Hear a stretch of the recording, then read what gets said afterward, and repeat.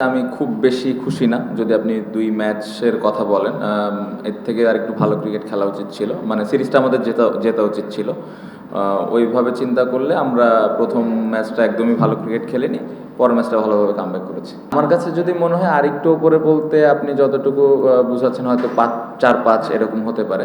But দেখেন ওর বোলিংটা খুব important.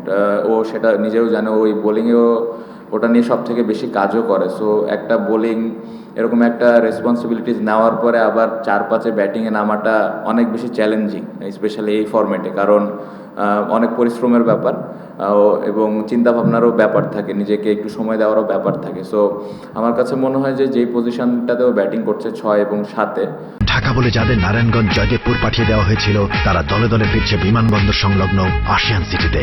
No tension. Condition সিচুয়েশনের উপরে ডিপেন্ড করে আসলে তো নামে। আমার মনে হয় যে খুব ভালো জায়গায় ব্যাটিং করছে, যেটা কিনা আমাদের টিমকে একটা ভালো অবস্থানে নিয়ে যেতে সাহায্য করছে। আর ৫-৬ এখন দেখেন জাকের অনেক ব্যাটিং করতেছে, লিটন যখন থাকে লিটন খেলেন এবং মুশফিক ভাই ৫-এ আছেন। সো আমার মনে হয় যে জায়গাটাতে যে ব্যাটসম্যানগুলো খেলছেন তারাও তাদের দায়িত্বটা ঠিকমতো পালন করছেন এবং আমি খুবই খুশি যে মিরাজ যে পজিশনটাতে যে রোলে ব্যাটিং করছে ভালো করছে। আমার মনে হয় এভাবে যদি কন্টিনিউ করি তাহলে আমাদের টিমটা আরও বেটার পজিশনে যাবে।